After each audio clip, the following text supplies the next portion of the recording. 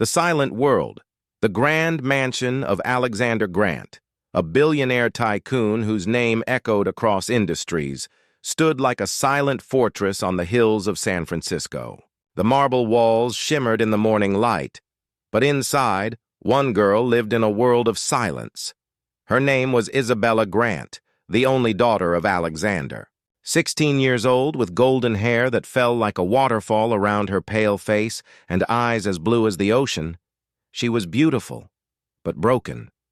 From the moment she was born, Isabella was deaf. She had never heard the sound of her father's voice, the chirping of birds, or the lullabies her mother once tried to sing before she passed away. To Isabella, life was muted, like a movie without sound. Doctors from all over the world had been summoned, specialists, surgeons, miracle workers. Millions had been poured into treatments, but the results were always the same: impossible. Alexander Grant, hardened by wealth but softened by his love for his daughter, kept repeating the same words whenever another doctor shook their head. Money can buy almost anything, but why can't it buy her a chance to hear? Isabella, though, had learned to smile through it.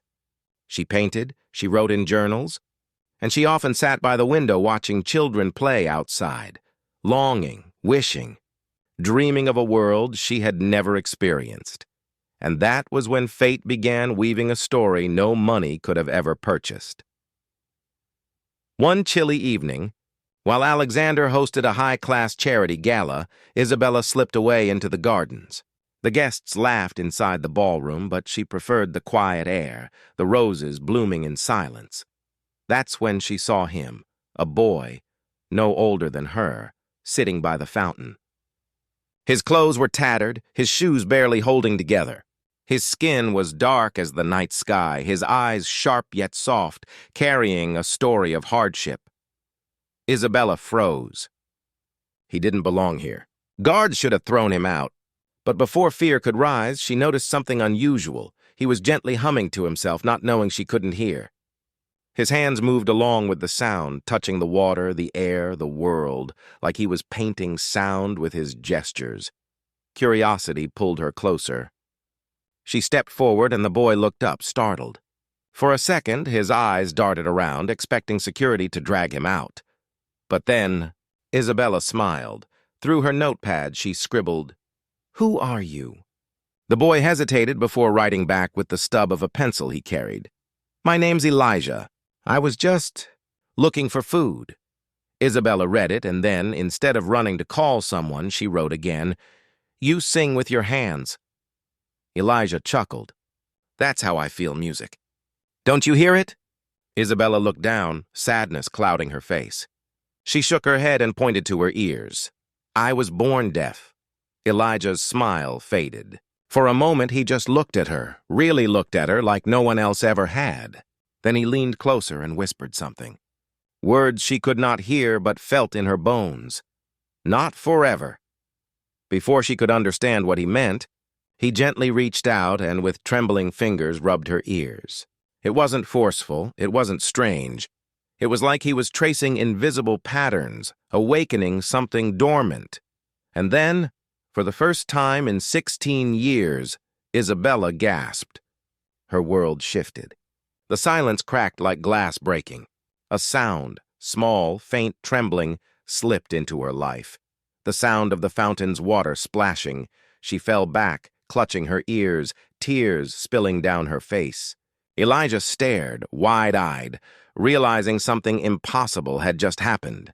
She whispered, broken, terrified yet ecstatic, I hear something." A billionaire's fury inside the mansion, laughter and clinking glasses filled the hall as Alexander Grant made another toast. But the sound of Isabella's sudden scream outside pierced through. He dropped his glass and rushed out with the guards. What he saw made his blood boil. His daughter, trembling and crying, sat on the ground while a poor, ragged black boy crouched next to her, his hands still on her ears. Alexander roared, his voice echoing like thunder. "Get away from her!" Guards lunged at Elijah, grabbing his arms. Isabella shook her head violently, trying to explain, but her father wasn't listening. His protective instinct saw only danger. "What were you doing to my daughter?" Alexander bellowed, his face red with rage. But before Elijah could speak, Isabella did something no one expected. "Father!" she cried. The entire world froze. The guests, the guards, even Alexander. Every soul stopped breathing. For 16 years, she had never spoken a word. She had never even heard her own voice. Yet here she was, calling out, her voice shaky but real. Tears welled in Alexander's eyes, but confusion overwhelmed him.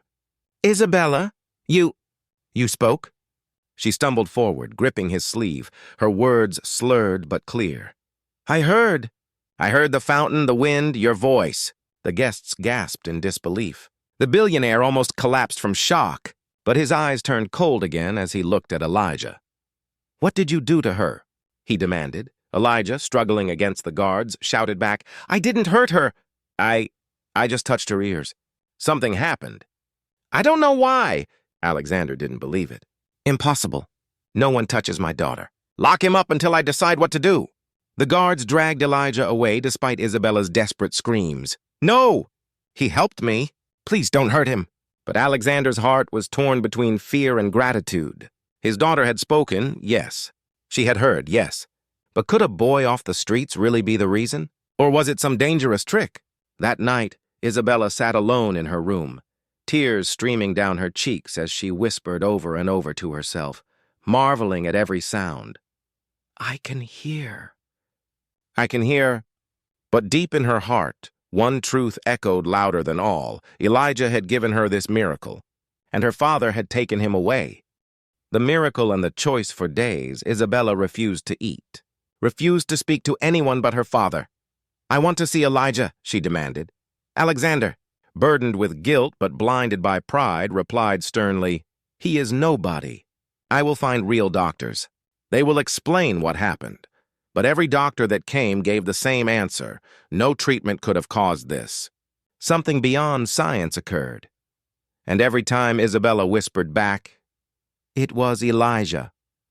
Meanwhile, Elijah sat in a cold holding cell on the estate grounds, uncertain of his fate. He had no family, no one to fight for him. Yet all he thought about was the girl who had smiled at him, the girl whose world he had unknowingly changed. Finally, Isabella had enough. One night, she snuck past the guards, her new world of sound guiding her steps.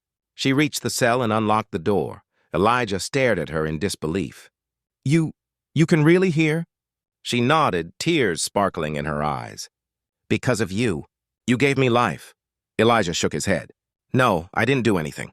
Maybe it was always inside you. Maybe God used me." "I don't know." Before she could answer, Alexander appeared behind them. His face was unreadable. "Father, please," Isabella begged. "Don't take him away.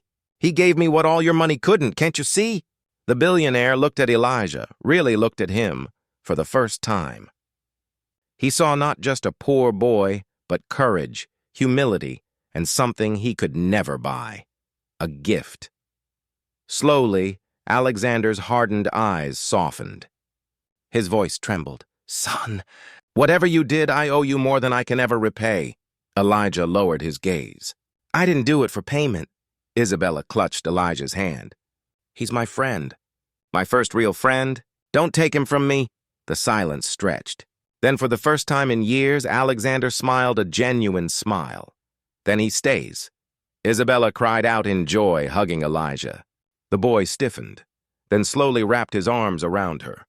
For the first time in forever, Isabella's world wasn't silent anymore. It was full of laughter, of love, of hope. And as the night wind carried the sound of her laughter across the mansion grounds, Alexander whispered to himself, "Sometimes, miracles come from the places we least expect."